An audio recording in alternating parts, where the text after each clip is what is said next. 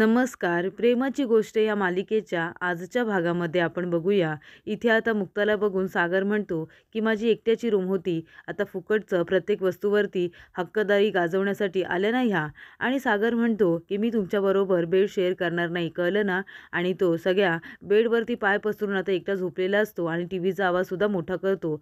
तेव्हा मुक्ता म्हणते, की उद्या मला सकाळी लवकर क्लिनिकला जायचं आहे. तुम्ही जरा टीव्हीचा आवाज कमी करता का? तेव्हा अर्जुन म्हणतो, मी टीव्हीचा आवाज कमी करणार नाही मला एवढाच आवाज लागतो आणि तो मॅच लावतो आणि मोठ्याने बघत असतो. तेव्हा इथे मुक्ता जाते आणि टीव्ही लगेच बंद करते आणि येऊन झोपणारच असते. तेवढ्यातच इथे सागरला राग येतो. तो बोलत असतो की टीव्ही तर माझी आहे आणि रूमसुद्धा माझी आहे. तो उठतो, पुन्हा टीव्ही चालू करतो आणि आवाजसुद्धा मोठा करतो. तेव्हा इथे मुक्ताची झोप पूर्ण होणार नसते म्हणून ती म्हणते, तुम्ही असं का करताय? उद्या मला महत्त्वाचं काम आहे, क्लिनिकमध्ये लवकर जायचं आहे.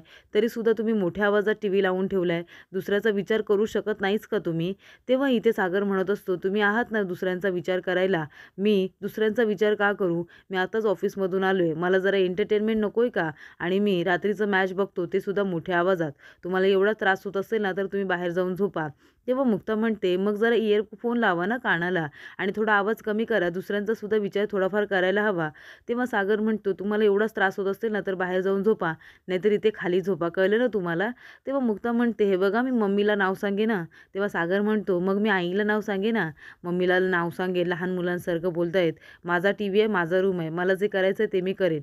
झोपायचं असलं तर झोपा. आणि ज्या माणसाला झोप येते ना तो असं कारणं देत नाही. तो खरोखर जिथे जागा भेटेल ना तिथे शांतपणे झोपत असतो. तर इथे आता मुक्ता म्हणत असते, की तुम्ही कधीही दुसऱ्याचा विचार करणारच नाही. ती कानामध्ये इयरफोन लावते आणि डोळ्याला आता इथे नाईट पट्टी लावते आणि ती झोपून जाते. तेव्हा इथे सागर खात्री करत असतो, इथे मुक्ता झोपली आहे का? तो टाळ्या वाजवतो, तर इथे मुक्ता काही हालचाल करत नाही. तेव्हा त्याला वॉशरूमला जायचं असतं. तो लगेचच उठतो आणि वॉशरूमकडे वळतो. तेव्हा इथे मुक्तासुद्धा जागी असते.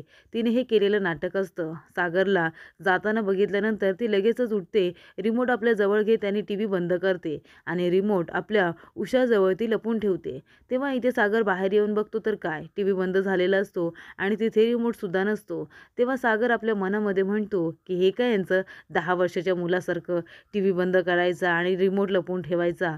पण मी सुद्धा सागर कोळी आहे. मी रिमोट शोधून काढणारच. तेव्हा इथे सागर आता इकडे-तिकडे रिमोट बघत असतो.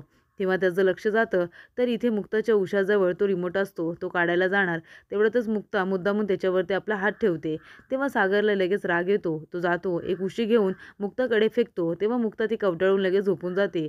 तर इथे सागरला राग आलेला असतो. तो म्हणतो, माझी रूम आहे, पण हक्कदारी यांची. लगेच रिमोट लपवून ठेवला.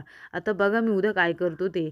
तर इथे आता पोरू काका खूपच जास्त वैतागलेले असतात, कारण सगळेजण त्यांच्याकडे गाड्यांची कंप्लेंट घेऊन आलेले असतात. इंदिरा कोळीकडे जे पाहुणे आलेले असतात त्यांनी स्वतःच्या गाड्या पार्किंगमध्ये लावलेल्या असतात.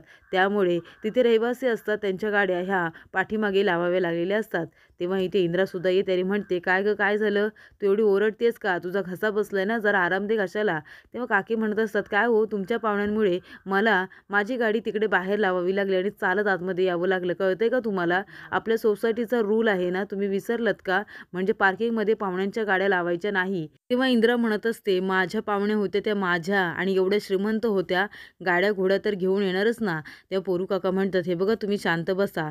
तेव्हा इंदिरा म्हणत असते, आणि तसंही जेव्हा माझा नवरा सेक्रेटरी झाला होता आणि यांनी त्यांना दिलं होतं सेक्रेटरी पद, तेव्हा तर तुम्ही काही बोलला नाहीत ना. मग आता कशाला तोंड वर करून इथे बोलायला आलायत? आणि एक गोष्ट लक्षात ठेवा, तुमच्या सगळ्यांबद्दल मला सगळं काय माहिती आहे, कळलं ना? त्याच्यामुळे माझ्या नादाला लागायचं नाही. माझ्या पाहुण्यांची गाडी कुठेही लागेल, कळलं तुम्हाला? तेव्हा पोरू काका म्हणतात, इंदिराताई तुम्ही शांत व्हा, तुम्ही आतमध्ये जा बरं, मी यांच्याबरोबर बोलतो. तेव्हा इथे आता पोरू काका म्हणत असतात, हे बघा मी पुढच्या मीटिंगमध्ये हा मुद्दा नक्की उपस्थित करेन, पण आता तुम्ही सुद्धा याच्यावरून काहीही चर्चा करू नका. तेव्हा इथे काकी म्हणत असतात, तुम्ही तर काही बोलणार नाही हो आता त्यांना. आता तुमची मुलगी त्यांच्या घरामध्ये दिली आहेत ना, आता तुम्ही काही नाही बोलणार. तेव्हा इथे पोरू काका म्हणत असतात, बापरे, म्हणजे या लोकांनी आता तमाशाच केला असता इथे. तेव्हा इंद्राई त्यांनी म्हणते, बरं झालं ते लोक गेले, यांना कशाला घाबरून राहायचं. तेव्हा पोरू काका म्हणतात, पण इंद्राताई तुम्ही मला या गाड्यांबद्दल काही बोलला नाहीत. तेव्हा इंद्रा म्हणते, कशाला बोलायचं, आता आपली सोयरीक आहे ना, त्यांच्याबरोबर सोयरीक नाही आहे, घरातलेच असल्यामुळे मी तुम्हाला काही विचारलेलं नाही आहे. तेव्हा माधवी म्हणत असते, पण एकदा सांगितलं असतं तर आपण त्यांच्या गाडीचा बंदोबस्त केला असता.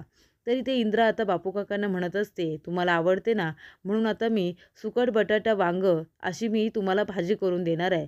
तेव्हा बापू काका म्हणत असतात, मला आवडतं म्हणून हे करताय ना, मला आवडतं म्हणून मी तुम्हाला खूप गोष्टी करायला सांगितल्यात, त्या तुम्ही केल्यात का?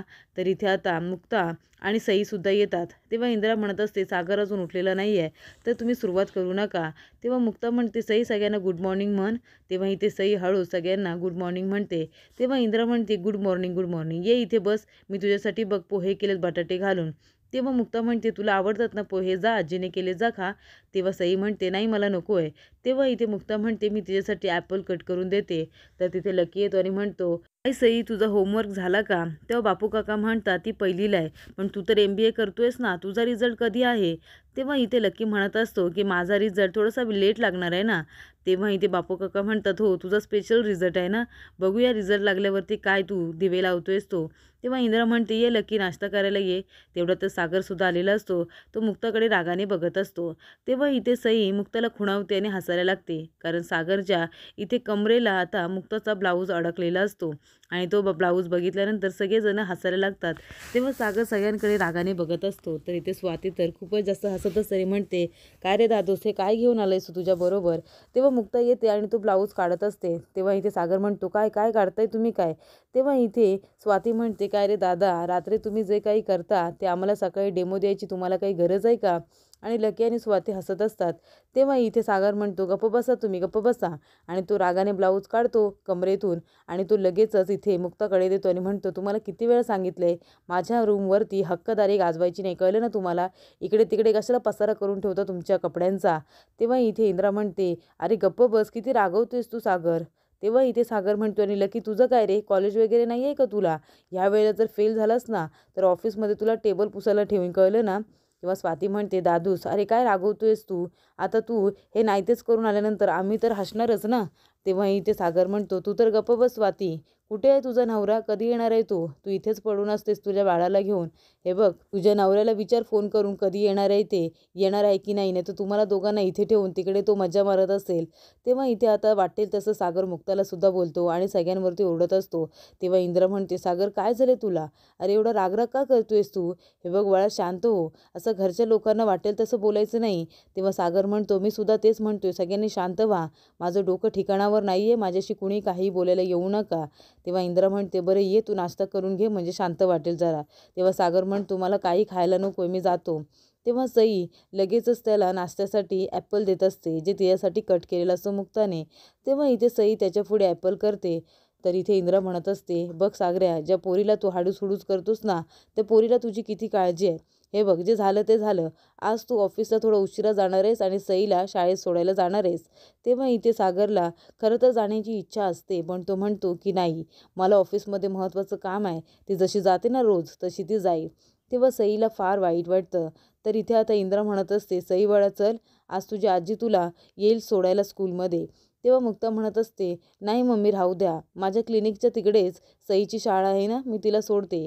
तेव्हा स्वाती म्हणते, मुक्ता मला सुद्धा जरा सोडशील का? कारण का माझ्या छकुलीचं आज पोलिओ डोस आहे, तर मला तू एका क्लिनिकमध्ये सोड. तेव्हा इथे मुक्ता म्हणते, हो ठीक आहे सोडते ना. तर इथे लकीसुद्धा म्हणतो की वहिनी तुझा फोन रिपेअर झाला आहे. तेव्हा मुक्ताला खूप छान वाटतं आणि ती थँक्यूसुद्धा म्हणते आणि तो म्हणतो, मला सुद्धा आता कॉलेजला जायचं आहे. आणि आता लकीसुद्धा जातो. तर इथे मुक्ताला सगळ्यांचं फार वाईट वाटत असतं. मुक्ता म्हणते, सई आपण सुद्धा निघूया. तर इथे सईचा चेहरा बघून मुक्ताला वाईट तर वाटलेलंच असतं, पण इंदिरासुद्धा सईकडे बघते आणि खूप इमोशनल होते. तर पुढील भागामध्ये आपण बघूया, इथे सईच्या टीचरने आता सागरला स्कूलमध्ये बोलावलेलं असतं आणि तिची गणिताची बुक दाखवतात आणि म्हणतात की बघा तिला किती कमी मार्क्स आहे, या स्कूलमध्ये असं काहीही चालणार नाही आहे. तेव्हा सागरला राग येतो आणि तो रागाच्या भरात सईचा हात न पकडता एका दुसऱ्याच मुलीचा हात पकडतो आणि तिला घरी घेऊन येतो आणि म्हणतो, बघा तुमच्या लाडक्या सईने काय केले बघा, गणितमध्ये तिला किती कमी मार्क्स आहेत. तेव्हा मुक्ता म्हणते, सागर तुम्ही कुठल्या मुलीला घेऊन आलात?